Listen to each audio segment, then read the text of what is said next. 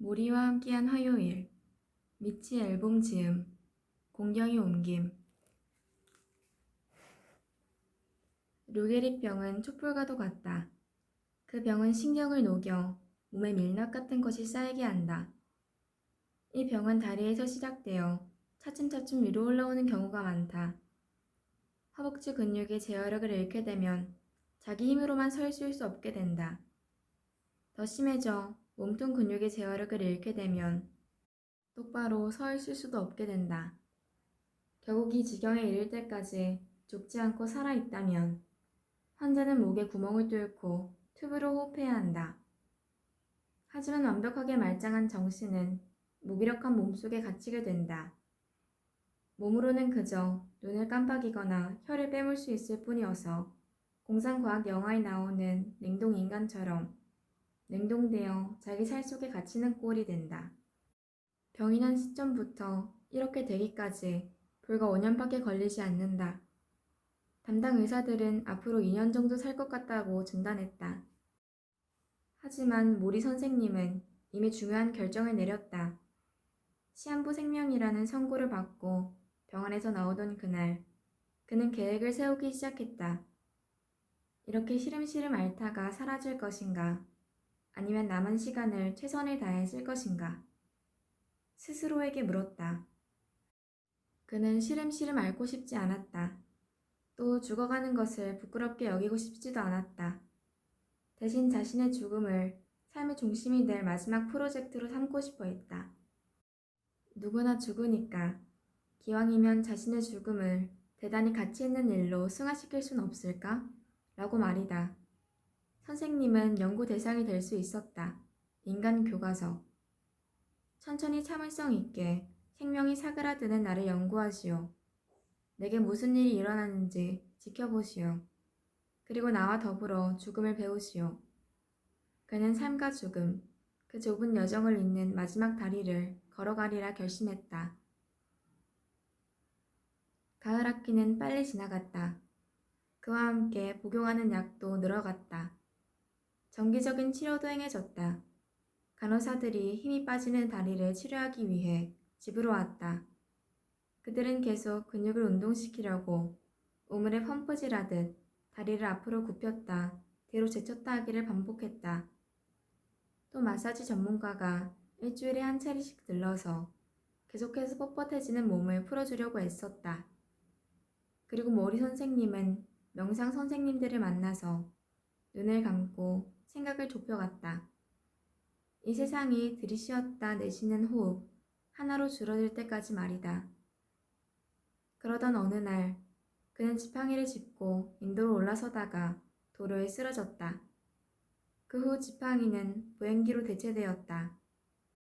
몸이 약해지면서 화장실 출입이 몹시 힘들게 되자 커다란 소변기에 소변을 보기 시작했다.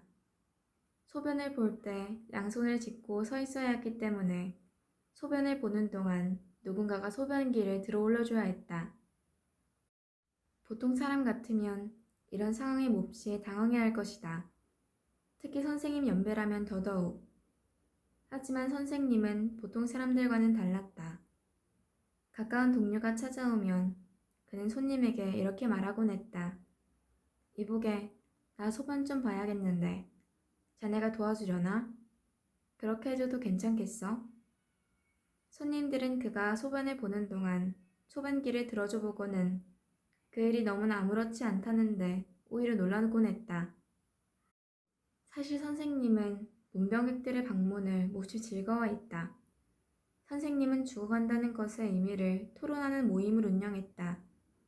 그 모임에서는 사람들이 죽어가는 것의 의미를 이해하지 못하면서 죽음을 얼마나 겁내고 있는지에 대해서 토론했다.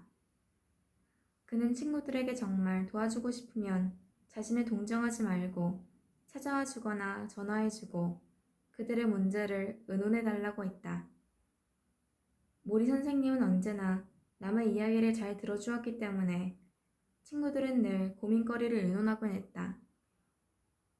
그 모든 상황에도 선생님의 목소리는 힘이 있고 친절했으며 마음속에는 수만 가지 생각들이 넘쳐나고 있었다.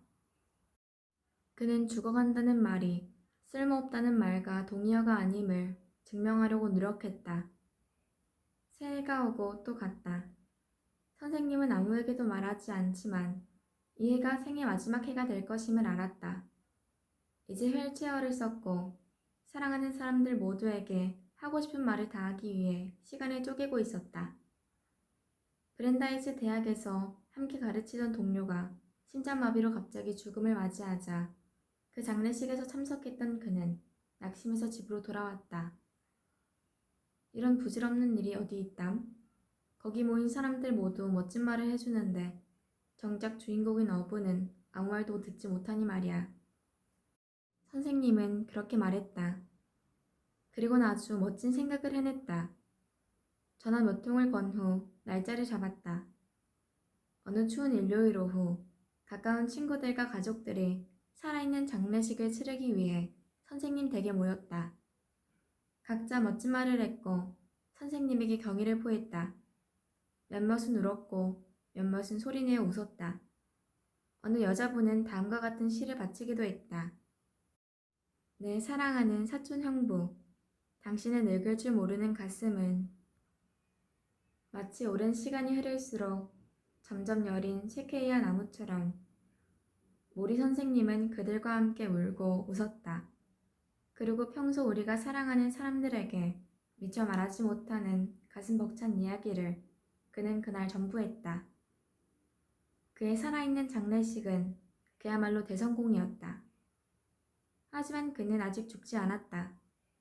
사실 선생님 평생의 가장 특별한 페이지가 이제 막 펼쳐질 찰나였다. 졸업 후 미치의 이야기. 이제 그 현명하고 사랑스러운 교수님과 마지막으로 포옹하고 계속 연락하겠다고 약속한 그 여름 이후 내게 어떤 일이 생겼는지 설명해야겠다. 난 계속 연락하지 않았다. 사실 매일 맥주잔을 기울이던 친구들과도 처음으로 함께 아침을 맞이했던 여자친구와도 대학에서 알았던 사람들 거의 모두와 연락이 끊겼다. 졸업 후 몇 년간의 생활이 너무 힘겨워서 졸업식 날 세상의 꿈을 펼쳐보이러 뉴욕으로 떠난 젊은이는 온데간데 없고 나는 완전히 딴 사람이 되어버렸다. 세상은 내게 조금도 관심이 없었다. 20대 초반 시절 나는 이곳저곳을 떠돌며 집세를 버는데 급급했고 열심히 구인 광고를 쳐다봤으며 왜 내 앞길엔 푸른 신호등이 켜지지 않는지 의아해했다. 내 꿈은 피아노를 연주하는 유명한 음악가가 되는 것이었지만 어둡고 텅 빈 나이트클럽을 몇 년씩 전전하면서 끊임없이 계약 위반을 당했고 밴드는 계속 해체되었으며 프로듀서들이 나 아닌 모든 이들에게만 관심을 가지는 일들을 당한 끝에 결국 나의 꿈은 사그라들고 말았다. 나는 인생에서 처음으로 실패를 맛보고 있었던 것이다. 또 이 무렵 나는 생애 처음으로 심각하게 죽음을 목격하기도 했다. 나는 외삼촌을 정말 좋아했다. 그는 내게 음악을 느끼게 해주었고 운전을 가르쳐 주었으며 여자 얘기를 하면서 놀려대기도 했고 축구공을 가지고 함께 운동을 하던 분이었다. 그는 또 저런 어른이 되어야지 라고 말할 수 있는 유일한 사람이기도 했다. 그런 외삼촌이 44살이라는 젊은 나이에 췌장암으로 세상을 떠났다. 삼촌은 키가 작고 코수염을 기른 미남이었는데 같은 아파트 바로 아래층에 살면서 나는 삼촌 인생의 마지막 시기를 함께했다. 나는 강인했던 육체가 병으로 시들어가다 잔뜩 붓는 것을 지켜보았고 또 밤이면 밤마다 식탁에 몸을 구부린 채 배를 누리며 통증에 시달리는 모습을 지켜봐야 했다. 그는 두 눈을 꾹 감고서 고통으로 일그러진 입으로 아 하느님, 아 맙소사 라는 신음소리를 토해내곤 했다. 나머지 식구들인 외숙모 그리고 어린 사촌 동생 둘과 나는 말없이 설거지를 하며 애써 외면하곤 했다. 평생 그렇게 무력하게 느껴지던 때는 없었다. 5월의 어느 날 밤 삼촌과 나는 아파트 발코니에 앉아 있었다. 산들 바람이 부는 따뜻한 날씨였다.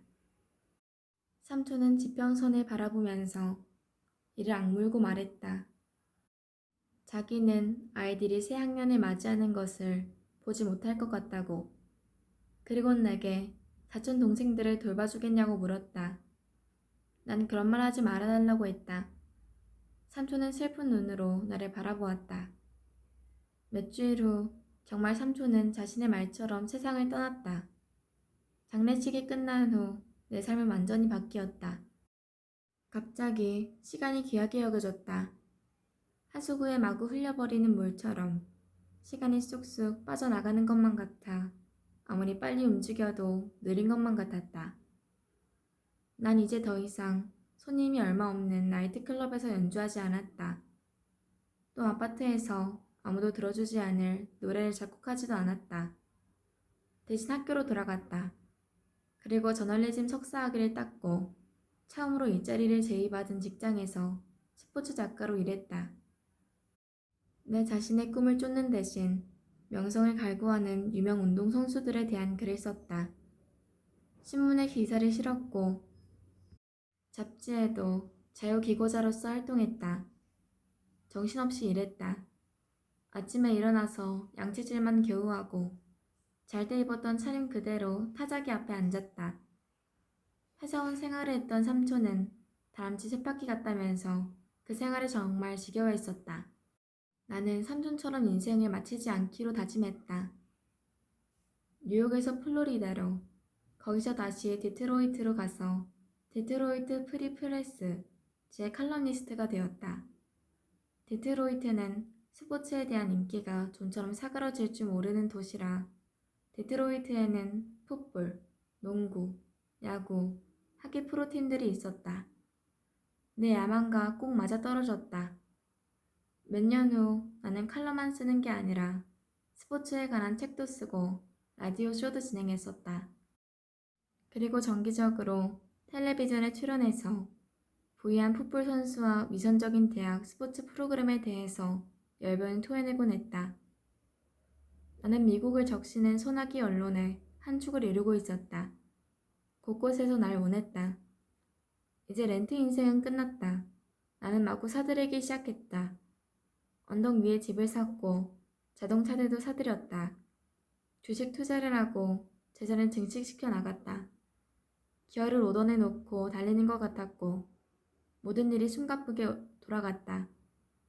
나는 미친 듯이 일했다. 심장이 터질 듯한 속도로 차를 몰았다. 그리고 상상한 것보다 훨씬 더 많은 돈을 벌어들였다. 그 와중에 제닌이라는 검은 머리의 여인을 만났는데 그녀는 내 바쁜 스케줄과 계속 출장을 가야 하는 상황에도 아랑곳하지 않고 날 사랑해 주었다. 우리는 7년간의 긴 연애 끝에 결혼했다. 결혼식이 끝나고 일주일 만에 다시 일을 시작했다. 아내에게는 그리고 내 자신에게도 언젠가는 그녀가 그렇게 원하는 가족다운 생활을 하게 될 거라고 약속했다. 하지만 결코 그런 날은 오지 않았다. 대신 나는 성취감에 파묻혔다.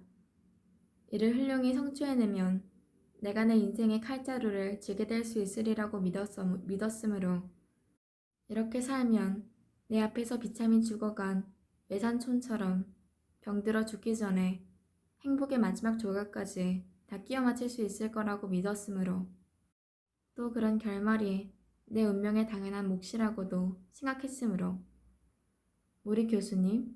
글쎄 종종 생각하긴 했다. 그에게 배운 인간답게 사는 것과 다른 사람과 관계 맺는 것에 대해 생각하곤 했지만 나와는 동떨어진 남의 인생을 바라보듯 항상 멀찍이 선 채 바라볼 뿐이었다. 또 오랜 세월 나는 브랜다이스 대학에서 보내온 우편물은 모두 기부금을 요구하는 것으로 짐작하고 읽지도 않고 봉두째 몽땅 쓰레기통에 던져버렸다. 그래서 모리 선생님이 병에 걸렸다는 사실을 전혀 몰랐다. 그리고 내겐 그런 소식을 알려줄 만한 사람들조차 없었다. 하나같이 연락이 끊긴 지 오래였다. 그들의 전화번호는 어느 상자인가 담겨 다락에 처박혀 있을 것이었다. 그날 밤 내게 텔레비전 채널을 이리저리 돌려보지 않았다면 그런 상태로 쭉 지냈으리라. 채널을 돌리다가 귀에 익은 목소리가 뇌 귀를 잡아 끌지 않았다면